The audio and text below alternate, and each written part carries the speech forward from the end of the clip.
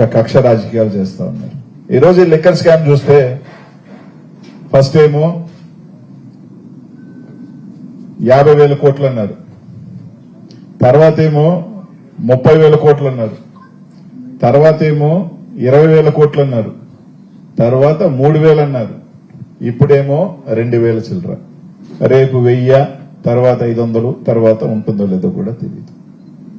ఈ liquor scam మనం చూస్తే ఎక్కడా కూడా దానికి సంబంధించిన ఆర్థిక లాభాలు లేవు, డబ్బులు పట్టుకుంది లేవు, ఆధారాలు లేవు. సరే ఈ అకౌంట్ లో నుంచి ఎక్కడికైనా ట్రాన్స్ఫర్ అయినాయి అంటే అవి కూడా లేవు.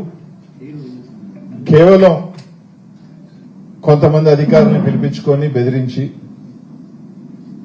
మీకు ఉద్యోగాలు ఇబ్బంది చేస్తాం, రకరకాల కేవలం కొన్ని ఒక స్టేట్మెంట్స్ వల్ల తీసుకొని ఆధారాలుగా, ఒక నోటి మాట ఆధారాలుగా తీసుకొని ఈరోజు ఒక మాజీ ఐఏఎస్ని కానీ,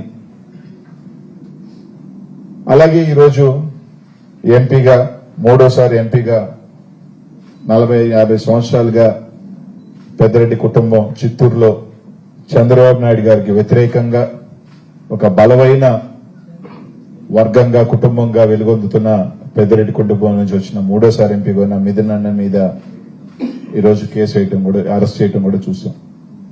దీనికి సంబంధించి మిథున్ అన్నకు సంబంధించి ఆయన ఎంపీ, వాళ్ళ తండ్రి ఆ శాఖ మంత్రి కూడా కాదు, అయినా సరే ఏదో రకంగా తాన్ని కూడా తీసుకొచ్చి ఇరికిచ్చేస్తే జగన్మోహన్ రెడ్డి గారిని తర్వాత ఇబ్బంది పెట్టచ్చు అనే ఒక దీంట్లో కేవలం ఒక అబద్ధపు వీటితో ఈరోజు అన్ని కూడా చూస్తా ఉన్నారు. ఏమన్నా అంటే ఈ 2019-24లో లిక్కర్ ఆదాయం తగ్గింది, జగన్మోహన్ రెడ్డి గారు వచ్చిన తర్వాత లిక్కర్ అనేది పూర్తిగా కూడా ఆదాయం తగ్గిందని చెప్పి ఒక తప్పుడు మాటలు మాట్లాడుతున్నారు. కానీ వాస్తవానికి జగన్మోహన్ రెడ్డి గారు వచ్చిన తర్వాత అన్ని షాప్స్ కూడా గవర్నమెంటైజ్ చేయడం జరిగింది. ప్రతి షాప్ లో కూడా ఒక ట్రాన్స్పరెన్సీ తీసుకురావడం జరిగింది, బెల్ట్ షాప్స్ అరికట్టడం జరిగింది. ఈరోజు అందరూ గుర్తుపెట్టుకోవాల్సింది, రాష్ట్ర ప్రజలందరూ కూడా,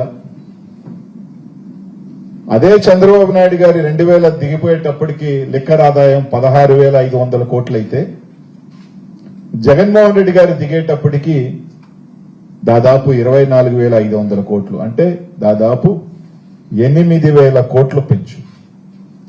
అలాగే జగన్మోహన్ రెడ్డి గారి హయాంలో వీళ్ళు చెప్తున్నట్టు ముడుపులు తీసుకున్నాడు డిస్టిలరీస్ నుంచి అని మాట్లాడుతున్నారు.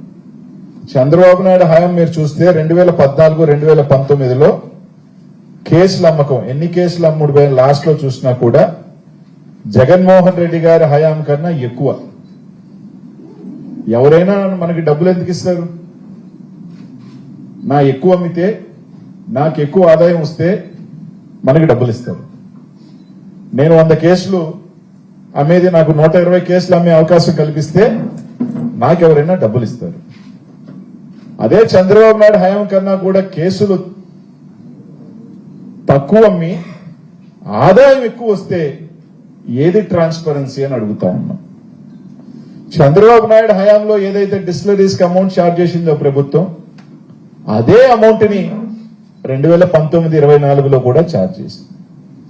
ఈరోజు మేము ఒకటి అడిగేది ఏంటంటే, 2014-2019లో యావరేజ్ లో మీరు దాదాపు 3 కోట్ల పైగా కేసులు అమ్మితే, జగన్మోహన్ రెడ్డి గారి దగ్గరకు వచ్చేసరికి దాదాపు 2.7 2.8 కేసెస్ ఉన్నాయి, క్రోర్ కేసులు. అదే రేట్ తో అప్పుడు అమ్మారు, అదే రేట్ తో డిస్టిలరీ ఇప్పుడు అమ్మారు అన్నప్పుడు ఆదాయం, వైఎస్ఆర్ కాంగ్రెస్ పార్టీ వచ్చినప్పుడు ఆదాయం వచ్చింది, మీరు వచ్చినప్పుడు ఆదాయం తక్కువ అయింది. అంటే ముడుపులు వాస్తవానికి మీరు తీసుకున్నారు. అదే సంబంధించి 2023లో చంద్రబాబు నాయుడు గారి మీద, అప్పుడున్న మంత్రి గారి మీద కేసు బుక్ చేయడం కూడా జరిగింది. ఈరోజు చంద్రబాబు నాయుడు గారు ఆ కేసుని, ఆయన మీద ఉన్న 7 బెయిల్స్ వేసిన కేసుల్ని ఏదో విధంగా తగ్గించుకొని, ఏదో విధంగా వాటిల్ని మాఫీ చేసేసుకొని, ఏదో విధంగా దాన్ని ఇది చేయాలని దాంట్లోనే ఈరోజు ఒక లిక్కర్ స్కామ్ అని చెప్పి తీసుకురావడం జరిగింది. అదే చంద్రబాబు నాయుడు హయాంలో 4,000 చిల్లర షాప్స్ ఉంటే జగన్మోహన్ రెడ్డి గారు వచ్చిన తర్వాత దాన్ని 2,000 చిల్లరకి తగ్గించాడు. అంటే షాప్స్ ని తగ్గిస్తూ ఆదాయాన్ని పెంచిన జగన్మోహన్ రెడ్డి గారు స్కామ్ చేసినట్ట, షాప్స్ ని పెంచి ఎక్కువ కేసులు పెట్టి కూడా ఆదాయాన్ని తగ్గించిన చంద్రబాబు నాయుడు గారు ముడుపులు తీసుకున్నట్ట అన్నది కూడా ఒకసారి ప్రజలందరూ కూడా ఆలోచన చేయాలని. ఇదే చంద్రబాబు నాయుడు హయాంలో 20-25 డిస్టిలరీస్ ఉంటే 70% ఆఫ్ స్టాక్ కేవలం 6 డిస్టిలరీస్కి ఇచ్చాడు. అదే జగన్మోహన్ రెడ్డి గారు ఇంకా బెటర్ గా అందరికీ ఇచ్చారు. దీంట్లో ఒక్క డిస్టిలరీ కూడా జగన్మోహన్ రెడ్డి గారి ప్రభుత్వంలో రాలా. 2019 తర్వాత ఒక్క డిస్టిలరీ కూడా జగన్మోహన్ రెడ్డి గారు ఇవ్వాల. కానీ రాష్ట్రంలో ఉన్న 20 డిస్టిలరీస్ చంద్రబాబు నాయుడు గారు ఇవ్వడం జరిగింది. ఆయన ప్రభుత్వంలో 14 డిస్టిలరీస్ ఇవ్వడం జరిగింది. జగన్మోహన్ రెడ్డి గారి ప్రభుత్వంలో ఒక్క డిస్టిలరీ కూడా ఇవ్వాల. అంటే డిస్టిలరీస్ ఆయనే ఇచ్చాడు, కొత్త మందు పర్మిషన్లు ఆయనే ఇచ్చాడు, కేసులు ఆయనే అమ్మాడు, ఆదాయం తక్కువ వచ్చింది. అదే జగన్మోహన్ రెడ్డి గారి ప్రభుత్వంలో గవర్నమెంట్ షాప్స్ తీసుకొచ్చి లిక్కర్ షాప్స్ తగ్గించి కేసులు తగ్గిన ఆదాయాన్ని పెంచిన జగన్మోహన్ రెడ్డి గారు ముడుపులు తీసుకున్నారా అనేది ఒకసారి ఆలోచన చేయాలి. ఎందుకంటే నాకు డబ్బు ఎక్కువ వస్తే నేను డబ్బులు ఇస్తా, నాకు డబ్బులు ఇక్కడ చూస్తే రివర్స్ జగన్మోహన్ రెడ్డి గారి మీద కేసు, ఒక కక్ష రాజకీయాలు, ఏదో విధంగా నలుగురిని అధికారులు తీసుకురావటం. అసలు దీంట్లో ఇంకో గమ్మత్తైన విషయం ఏంటంటే ఎక్కడైనా పోలీసులు విచారణ చేస్తారు, కానీ మన రాష్ట్రంలో పాపం పోలీస్ అధికార యంత్రాంగమే వాళ్ళు స్పెక్టేటర్స్ గా నిలబడిపోయినారు. డిఐజీ ర్యాంక్ అధికారులే ఏమీ చెప్పుకోలేక ఈ రాష్ట్రంలో జరుగుతున్న పరిణామాలు. ఎందుకంటే సుప్రీంకోర్టు నుంచి ఒక లాయర్ వస్తాడు, ఆ లాయర్ కూర్చుంటాడు వీళ్ళతో, ఎలా కేసుని ఫైల్ చేయాలా, ఏ విధంగా కేసుని తీసుకురావాలి, ఏ విధంగా ఒక కేసుని బిల్డప్ చేయాలి, ఏ విధంగా జగన్మోహన్ రెడ్డి గారిని ఇరికించాలి, ఏ విధంగా జగన్మోహన్ రెడ్డి గారి చుట్టుపక్కల ఉన్న ఒక వలయం పన్నాలి, ఏ విధంగా ప్రజల్లోకి తీసుకువెళ్లాలని చెప్పి ఒక సుప్రీంకోర్టు లాయర్ స్థాయిలో చంద్రబాబు నాయుడు గారు ఆయన కూర్చుంటారు. కూర్చున్న తర్వాత వాళ్ళు అన్ని చెప్పిన తర్వాత దాని అనుగుణంగా పోలీస్ యంత్రాంగం పనిచేయటం తప్ప పోలీస్ యంత్రాంగం విచారణ చేసో లేదా డీఐజీ స్థాయి అధికారులు విచారణ చేసో ఈ కేసు నడవట్ల. కేవలం ఒకటైతే గుర్తుపెట్టుకోవాలి, జగన్మోహన్ రెడ్డి గారిని ఆయన అనుచరుల్ని ఆ నాయకుల్ని కేసుల్లో భయపెట్టడమో, కేసులను పెట్టి జగన్మోహన్ రెడ్డి గారిని వైఎస్ఆర్ కాంగ్రెస్ పార్టీని మీరు తగ్గించాలనుకుంటే అంతకన్నా మూర్ఖం ఇంకోటి ఉండదు. ఎందుకంటే వైఎస్ఆర్ కాంగ్రెస్ పార్టీ జగన్మోహన్ రెడ్డి గారిని 16 నెలలు జైల్లో పెట్టిన తర్వాత ఎంత బలంగా పెరిగిందో మనందరం కూడా చూసాం.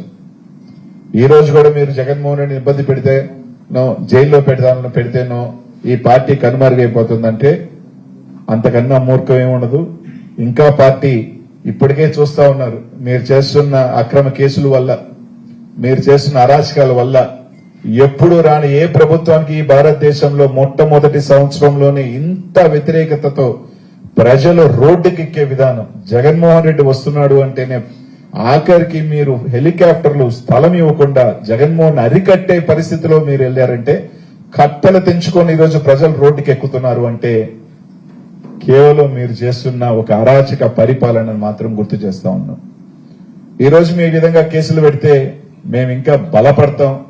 మహా అంటే మీరు ఒక 30 రోజులు 40 రోజులు మా నాయకుల్ని మమ్మల్ని జైల్లో పెడతారు, ఒక సునకానందం పొందొచ్చేమో, కానీ ఇంకా రెట్టింపు ఉత్సాహంతోనే ఈరోజు పనిచేస్తాం.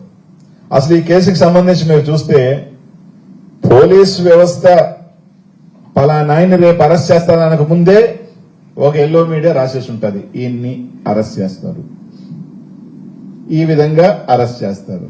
అదే విధంగా నెక్స్ట్ రోజు పోలీస్ వ్యవస్థ పనిచేస్తా ఉంది. నిన్నే చూసాం, ఛార్జ్ షీట్ సబ్మిట్ కూడా చేయలే, కానీ ఛార్జ్ షీట్ లో ఉన్నాయన్నీ ఎల్లో మీడియా ఈ విధంగా ఈ విధంగా ఈ విధంగా విధంగా వేసుకుంటా పోతా ఉంది. ఎందుకంటే 5 నెలలు మీరు చూడండి, ముందు పలానా ధనంజయ రెడ్డి గారిని వారం రోజులు అరెస్ట్ చేస్తారు, ధనంజయ రెడ్డి గారికి సంబంధించి ఉన్నాయి అనేది ఏబిఎన్ లోనో లేకపోతే ఇంకొక పేపర్ ఈనాడులోనో వస్తుంది, వారం తర్వాత అది జరుగుతుంది. అంటే పోలీసు వ్యవస్థ నడుపుతుందా లేకపోతే ఎల్లో మీడియా ఇది నడుపుతుందా అనేది స్పష్టంగా అర్థమైపోతుంది. గతంలో మిథునని 2017లో అరెస్ట్ చేశారు, ఒక 20 రోజులు జైల్లో పెట్టగలిగారు. మళ్ళీ వాళ్ళే పోయి ఇది రాంగ్ కేసు అని చెప్పారు, జగన్ మిథున బయటకు వచ్చాడు. రేపు ఈ రోజు పెట్టారు, రేపు మళ్ళీ వాళ్ళే పోయి అవన్నీ తూచంటారు, మళ్ళీ బయటకు వస్తారు. మీరు సునకానందం పొందాల్సిందే తప్ప ఈ కేసు ఎక్కడ ఒక ఆధారాలని కేసు, నిలబడే కేసు కూడా కాదు. ఈరోజు ఒకటే చెప్తా ఉన్నాం, ఈ విధంగా మీరు తప్పుడు దీంతోనో జగన్మోహన్ రెడ్డి గారిని, వైఎస్ఆర్ కాంగ్రెస్ పార్టీని, పెద్దిరెడ్డి కుటుంబాన్ని, నిజమే పెద్దిరెడ్డి కుటుంబం అంటే చంద్రబాబు నాయుడు గారికి భయమని, పెద్దిరెడ్డి కుటుంబాన్ని అణిచివేస్తే గాని ఆ చిత్తూరు జిల్లాలో, ఎందుకంటే చంద్రబాబు నాయుడు గారికి ఎంత ఉనికున్నా చిత్తూరు జిల్లాకు వచ్చే తలకే వాళ్ళు జగన్మోహన్ రెడ్డి గారికి ఉన్న అండగా వల్ల కావచ్చు, దానివల్ల ఏదో రకంగా అణిచివేయాలని, సంబంధం లేని వ్యక్తులందరినీ కూడా ఏదో రకంగా, ఎందుకంటే ఆయన లిక్కర్కి సంబంధించి వాళ్ళ ఆయన మంత్రి కాదు, ఆయన ఎంపీ, ఏదో విధంగా తీసుకొచ్చి ఇరికిచ్చే కార్యక్రమం, ఈరోజు జగన్మోహన్ రెడ్డి గారి మీద బురద జల్లే కార్యక్రమం, ఏదో విధంగా జగన్మోహన్ రెడ్డి గారిని తప్పు కింద పెట్టించే కార్యక్రమం చేయటం తప్ప ఆయన మీద 7 కేసులు ఉన్నాయి, దానికి సంబంధించి పురోగతి లేదు. 2023లో ఇదే లిక్కర్ కేసు 6 డిస్టిలరీస్ కే 70% కట్టబెట్టారు. దీనికి సంబంధించి ఒక పెద్ద స్కామ్ ఉంది, దాని గురించి ప్రస్తావన లేదు, ఏమీ లేదు, ఎక్కడ ఆధారాలు లేవు, ఎక్కడికి సంబంధించి ట్రాన్సాక్షన్స్ క్లారిటీ లేదు. ఏమంటే ఎలక్షన్స్ ఖర్చు పెట్టేశారంట, సింపుల్, అయిపోయినాయి కదా ఎలక్షన్స్, ఏదంటే డబ్బులు ఏంటంటే ఎలక్షన్స్ ఖర్చు పెట్టేశారు. అంటే ఆధారాలు లేకుండా ఒక వేగ్ అలిగేషన్స్ ఈ రాష్ట్రంలో. ఒకటైతే చెప్తా ఉన్నాం, ఈరోజు మీరు ఎన్ని అరాచకాలు చేసినా, ఎన్ని కేసులు చేసినా వైఎస్ఆర్ కాంగ్రెస్ పార్టీ ఇంకా బలంగా వస్తుంది. జగన్మోహన్ రెడ్డి గారు ఇంకా ధైర్యంగా, కార్యకర్తలు అందరూ కూడా ఇంకా రెట్టింపు, ఇంకా లోపల ఉన్న కార్యకర్తలు అందరూ కూడా ఇంకా బయటికి తీసుకొస్తున్నారు. మీరు ఇంకా బలంగా వస్తాం తప్పకుండా. ఈ కక్ష రాజకీయాలు ఒకటైతే చెప్తా ఉన్నాం, ఈరోజు పోలీస్ యంత్రాంగం అంతా కూడా ఆలోచన చేస్తా ఉన్నారు, అధికారం శాశ్వతం కాదు, రేపు వాళ్ళు వస్తారు. అందరు గుర్తుపెట్టుకోవాల్సింది, మళ్ళీ ఇదే పోలీస్ అధికార యంత్రాంగం ఉంటుంది, ఇదే పోలీస్ అధికారులు మళ్ళీ కూడా ఏ ప్రభుత్వం చెప్పినా వింటారు. ఇదే పోలీస్ అధికారులు ఏదైతే ఈ రోజు మీరు అనుకున్నట్టు మీకు కొమ్ము కాస్తారో, ఇదే రేపు ఇంకో ప్రభుత్వం, మా ప్రభుత్వం వస్తుంది, అప్పుడు కూడా ఇలాగే జరుగుతాయి. ఈరోజు పోలీస్ అధికారులే మాకు ఎస్పీ స్థాయి పోస్టులే మాకు వద్దురానైనా మేము వెళ్ళిపోతాం అంటున్నారు. మమ్మల్ని రిలీవ్ చేయండి జిల్లాలో నుంచి, మేము కావాలంటే లూప్ లైన్ లోకి వెళ్ళిపోతాం, ఎవరైనా ఎస్పీ పోస్ట్ కంటే మేము వస్తాం అని చెప్తారు. అట్లాంటిది మాకు పోస్టింగే వద్దు, మేము లూప్ లైన్ లోకి వెళ్తామని అని ఎస్పీలు ఉన్నారంటే ఎంత దారుణాలు జరుగుతున్నాయన్నది ప్రజలు కూడా అర్థం చేసుకోవాలి. ఒకటైతే చెప్తాం, చంద్రబాబు నాయుడు గారికి అంత సీనియరు, 40-50 సంవత్సరాలు రాజకీయాల్లో ఉన్నాడు, ఆయనకి తెలిసి ఉండాల అధికారం ఎప్పుడూ శాశ్వతం కాదు, ఇది ఒక చక్రం. ఈరోజు నువ్వు ఉన్నావు, మొన్న మేమున్నాం, రేపు మళ్ళీ మేము వస్తాం. ఇచ్చినప్పుడు ఖచ్చితంగా అంతకంత ఉంటుంది. రాజకీయాలు మీరు మంచి చేయాలి కానీ కక్ష చేసే రాజకీయాలు నిన్న జగన్ అన్న చెప్పినట్టు ఎవరి చేతిలో ఉండరు. ఈ రోజు మీరు ఎంత ఇబ్బంది పెట్టాలని చూస్తే రేపు ఏ కార్యకర్త కూడా ఎవరి మాటలు వినరు, వినే పరిస్థితి కూడా ఉండదు. ఆ రోజు ఇదే పోలీస్ యంత్రాంగం మీరు గొంతు చించుకున్నా ఏం చించుకున్నా మీకు కూడా కేసులు పెట్టే పరిస్థితులు ఉండవు. కాబట్టి ఈరోజు కక్ష రాజకీయాల వల్ల తాత్కాలికంగా మీరు సునకానందమో, లేదు అంటే సైకోనో, లేదంటే ఏదన్నా మీరు పొందొచ్చేమో కానీ ఒక 40 రోజులు లేకపోతే 30 రోజులు మా నాయకుల్ని, మా కార్యకర్తల్ని జైల్లో పెట్టొచ్చేమో కానీ అంతమించి వైఎస్ఆర్ కాంగ్రెస్ పార్టీ నాయకులు గాని, కార్యకర్తల్లో గాని ఎక్కడా కూడా నిరుత్సాహం తింపలేరు. ఇంకా కసి పెంచుతున్నారు, ఇంకా రెట్టింపు ఉత్సాహంతో మేమందరం కూడా వస్తాం. లేని స్కామ్ ని ఎక్కడ ఈరోజు చూస్తే ఇది అన్ని లెక్కలే. మీ దాంట్లో మాకన్నా కేసులు ఎక్కువ అమ్మిన, మీరు ఆదాయం తక్కువ ఉంటే తక్కువ కేసులు అమ్మి మేము ఆదాయం ఎక్కువ తీసుకొస్తే ఆదాయానికి గండి పడుతుందని చెప్తా ఉన్నారు.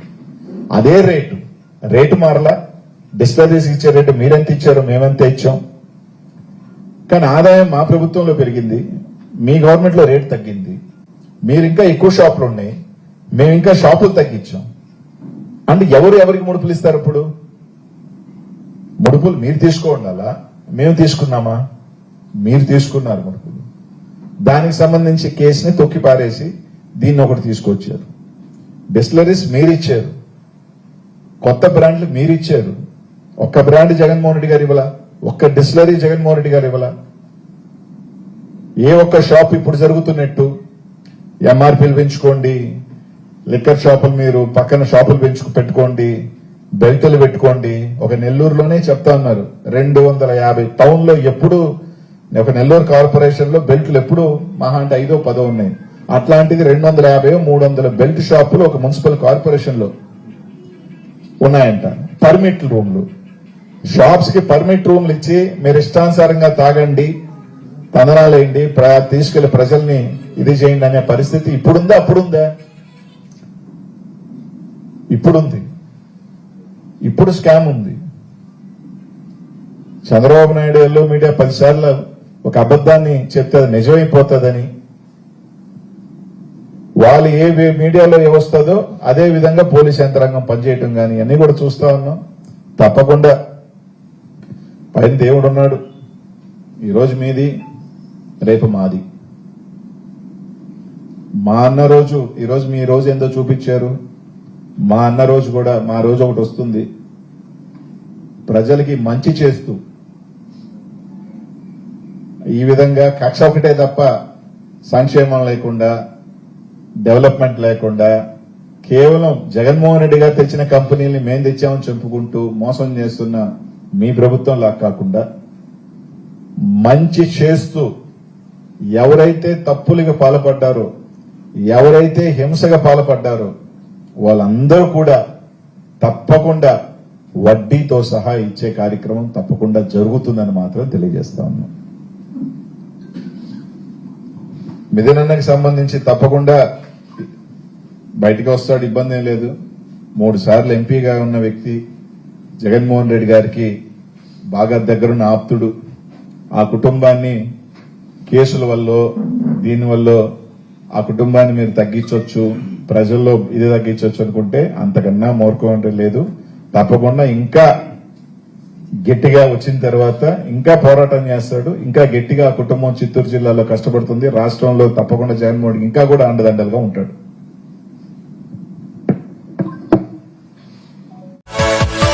Yeah.